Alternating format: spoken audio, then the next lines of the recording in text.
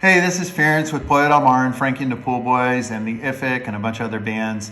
And almost miraculously, I received 2 Fuzz boxes almost at exactly the same time. I wanted to make a video about them, and I've never really done a product testing video, but this one is pretty cool because they're so different and they're both so useful.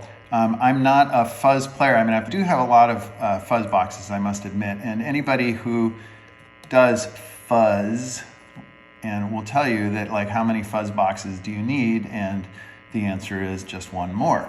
So I have 2 more, and I'm just playing with them this morning, and they both sound terrific, and they were both kind of made by friends of mine, so I don't want to have any bad blood here, but Angry Hornet is made by Alameda Guitars, which is my friend Mel Waldorf, who I played with in the band the Mach 4 with, and this is his circuit. And the Surfy Fuzz, of course, is from Surfy Industries, which is Lorenzo, Ted, and John Paul, and Bjorn. And this box, though, was designed by Garrett Immel of the Ghastly Ones, and now Satan's Pilgrims. One little thing about the Angry Hornet before I get too far is that this is actually the second one. This is the Angrier Hornet. This is the original Angry Hornet. And it's a great box, and I could use it for recording, but I couldn't use it live because it didn't have enough output. And I said to Mel, hey, could you make it so it has a little bit more output? And he obliged, and as he says, this thing is stupid loud. And in fact, it is. It's stupid loud. It has all the gain in the world that you would want. The one thing I'm not going to do is turn them both on at the same time, because that happens. Today I'm playing through a Quilter Pro Block 200, going into one 10-inch Celestion speaker, and I'm playing a Les Paul Jr. with one dog ear P90. I just want to say my feeling in general about Fuzzes is that they sound so great by themselves, and the trick though is when you're recording is to get one that'll cut through at just the right frequencies that you need the fuzz. So you not only need a great sounding fuzz, you need one that has some versatility built into it so that you can find those frequencies that will cut through the mix, because fuzz just gets lost so quickly in a mix, and you have this big beefy thing and it either takes over the whole mix or you can't hear it at all. Okay, that's all the talking.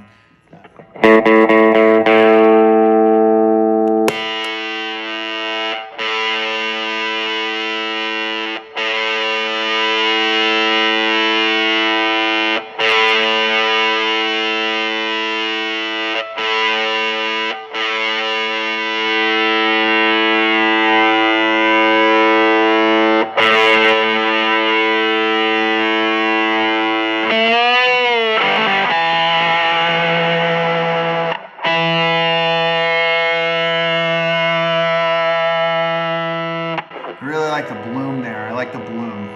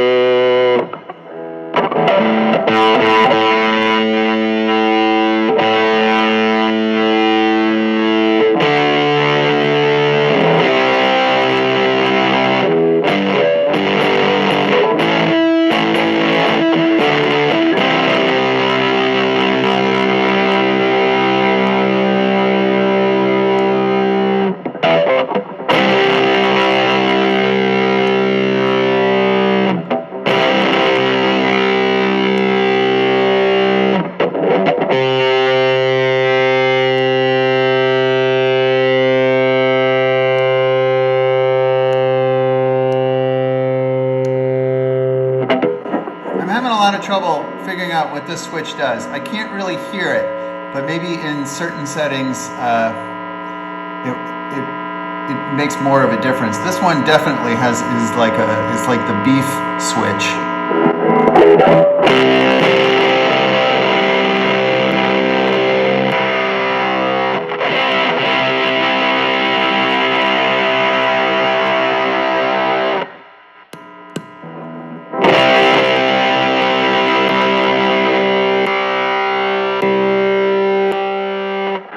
this guy is it's a tone, and this is the high, all the highs rolled off.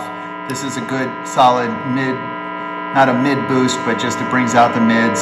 And this one is full frequency up at the top.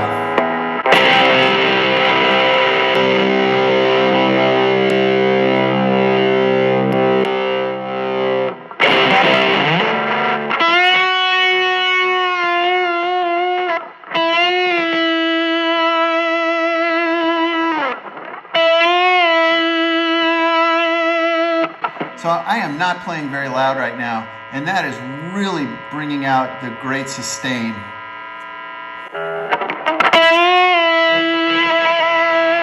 Just for comparison, listen to that note without fuzz.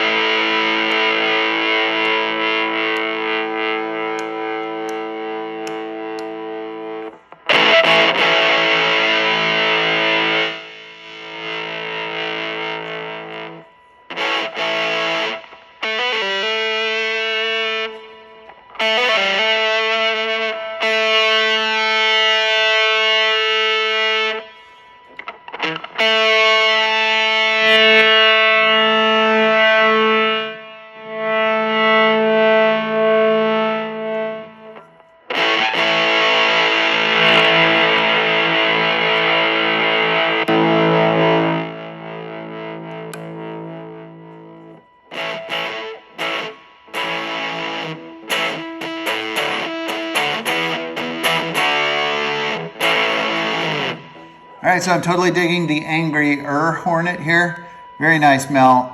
It's a great box. It's really solid. I like the way it's laid out, and I like that it's really easy to see on your pedal board, bright and gold like that.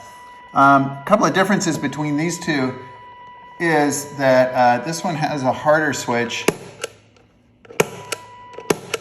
and the Surfy Fuzz has a soft switch. Oh, I love that sound at the beginning. That's great.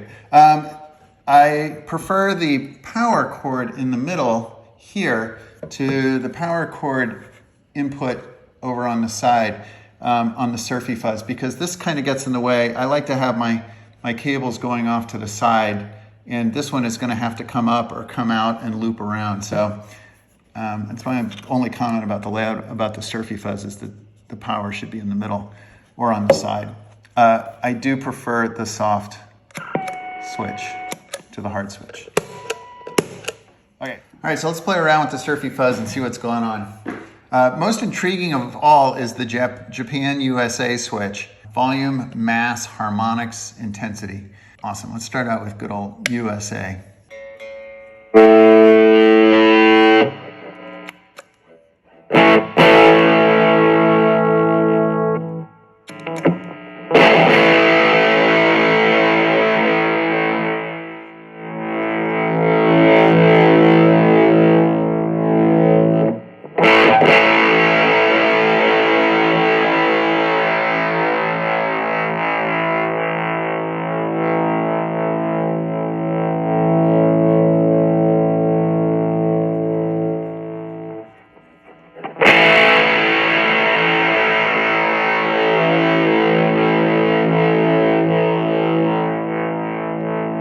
So mass seems to be bringing out the mid-range more as you turn it up. It's thinner down here.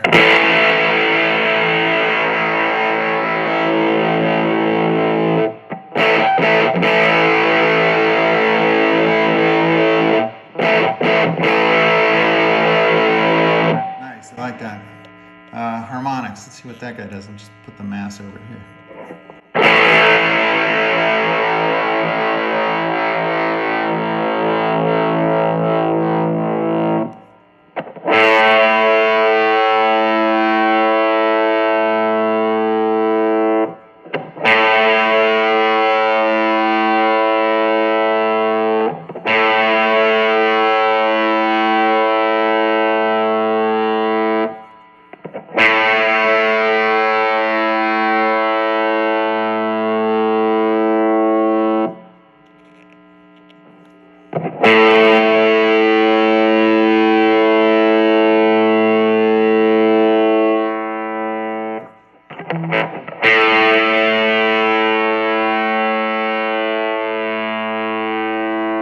So the harmonics definitely works better when the mass knob is up. You can hear more of what's going on, and it is bringing out kind of overtones in the sound. But the mass knob has to be up for that to really come out.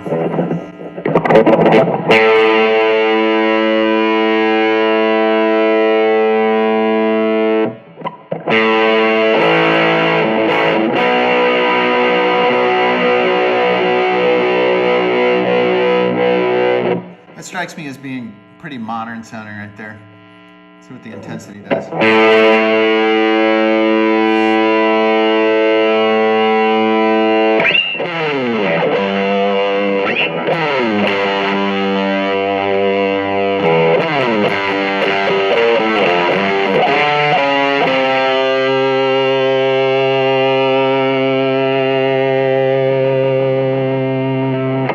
Well, of course, I love the intensity here.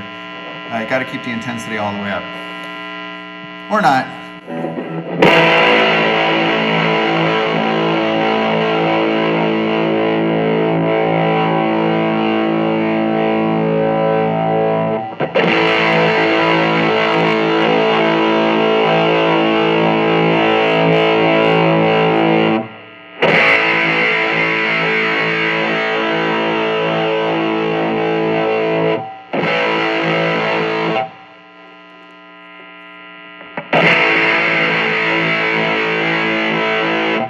So it's interesting with the intensity all the way up, but the harmonics all the way down. It's getting into a very metal sound.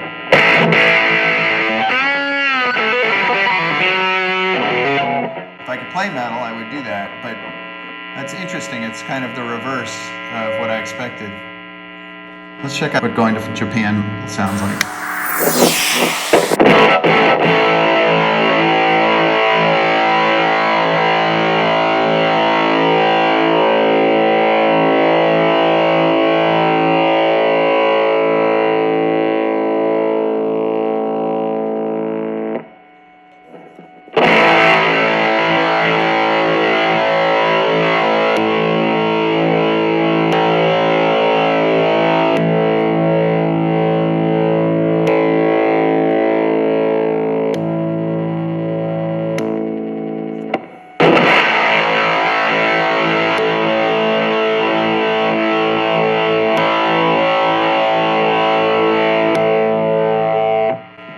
The Japan USA switch seems to be a little bit of a EQ roll off. It definitely seems brighter in the Japan mode.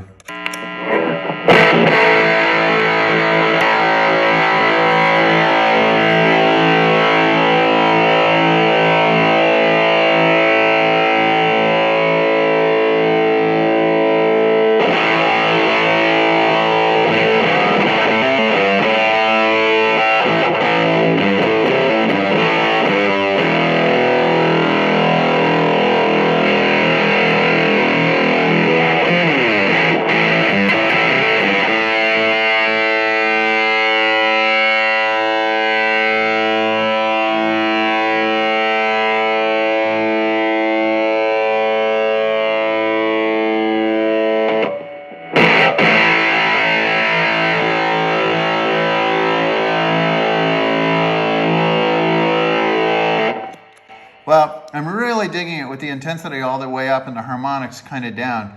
It's really interesting, and there's really subtle every little turn of the knob kind of brings out something different. So that's a fascinating mix of tonal varieties that you can get in there.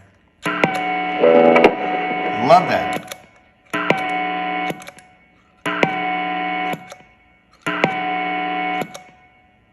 I might have to sample it.